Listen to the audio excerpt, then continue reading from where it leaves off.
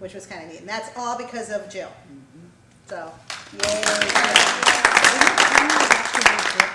Yeah. Well, actually, Quima is a virulent snake that the men call the women in South America. That's what we learned in the first class, that the word for bitch in South America is Quima. So they decided to become the mighty Quimas. Mighty being the important word. Yeah. Yeah. And then we did a T-shirt with a snake that I think Charlie did, with pearls, and we always do T-shirts for everything, with pearls and eyelashes and, you know, lipstick and a bow, and that was the mighty Quima snake. So if you see any of the women in South America, John, with Quima T-shirts, you'll know who they are. Okay. Be forewarned. But Jill is responsible for that, so thank you, Jill. And if it wasn't for Jill, it wouldn't have kept going. And now there are over 100 graduates in South America, all over Latin America, actually, who have been through Women Moving Forward because of Jill. Powerful. Yeah, very powerful. I also want to thank everybody else who's here as well. We have, first of all, we have 2 new graduates in the room, so I want you to know. Three new graduates. Sorry, Jane came in. Jane, Colleen, and Beth. So I want you to know that they finished up today, so they're still standing, and they don't look like they're, you know, in shock. They look pretty good. They've been drinking a lot of wine, so they're fine. So you can congratulate them on being new graduates.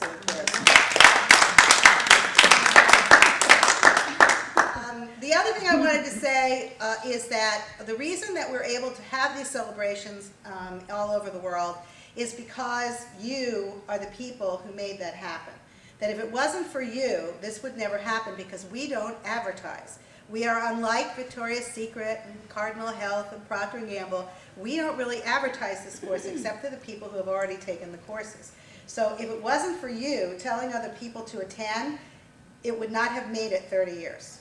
So you need to be really, really, really proud of everything that you have done to support other women and make it available to all the women that you have made it available to all these years.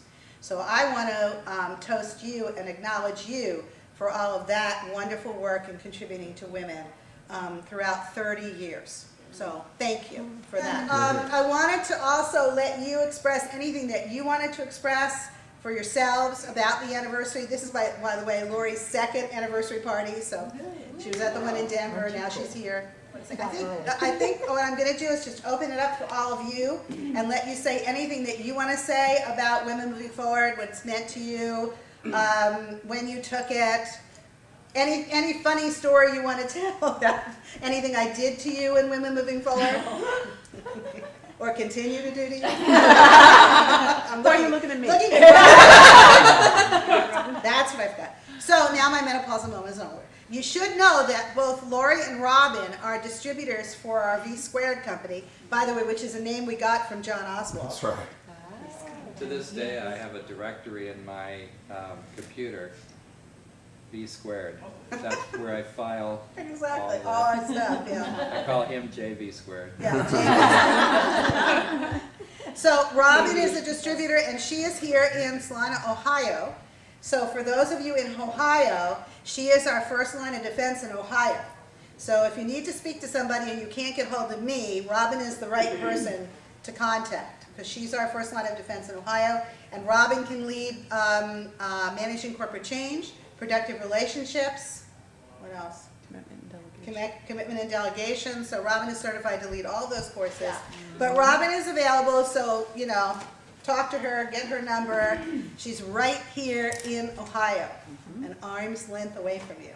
And Lori is a distributor, and she's also being certified. She's certified to lead productive relationships, managing corporate change. Commitment delegation. Commitment and delegation. This close for the projects course. Right. And she's actually this close from being certified to lead Women Moving Forward as well. So she's been. That's the real accomplishment. The others are easy. I'll do my, I have a lot of positive things to say, but I have some questions for you on what has changed, because I went 15 years ago. So what has, besides what I eavesdropped over today, I listened outside the door for about a half a minute. And heard what I needed to hear. Okay, I'll go back and do that. It's amazing dropping outside of the room. It was the right I'm timing. like, okay, I know. But what has changed from when you first started the course to now, from a standpoint of what the material and so forth? And then, do you have any like favorite moments that you'd like to share? We've had to evolve to a different format, particularly in the completion exercise. So those of you who remember way back when the completion exercise was usually done with one person in front of the room who agreed to do the completion exercise. And that person became a model for everybody else in the room to complete whatever they needed to complete.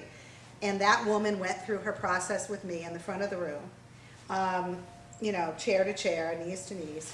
And then everybody else in the room completed whatever they had to complete, watching this woman complete. And we can't do that anymore because nobody's in good enough shape to put in that chair. The women today are in much worse shape than the women were when we started. They don't have support groups. They think that they don't need support groups. They're very reluctant to ask for help. Not you guys, but you know.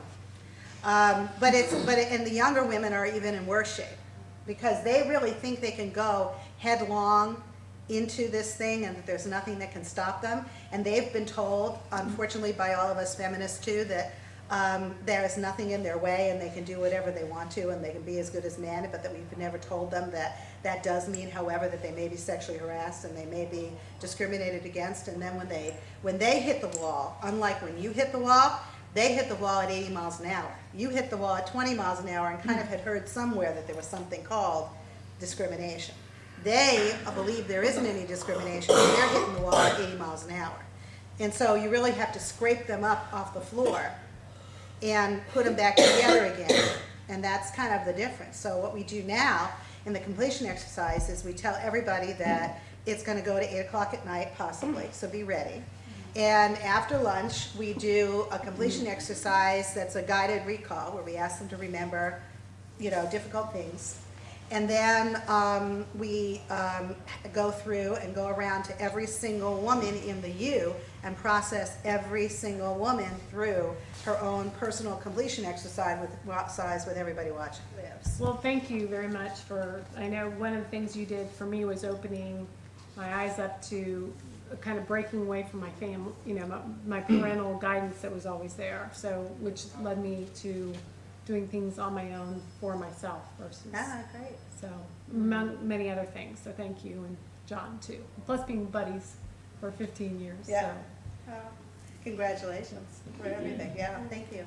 So one of my favorite phrases was, so I guess I didn't realize how naive I was until I went to this class. And Susan kept, things would come up, I don't even remember what it was, but her saying would be, well, what are you, Nell from the farm? And so I have shared that with a lot of people, and I was like, I'm not trying to be Nell from the farm, but, and they're like, Nell from the farm? I'm like, oh yeah, it's from this class I took.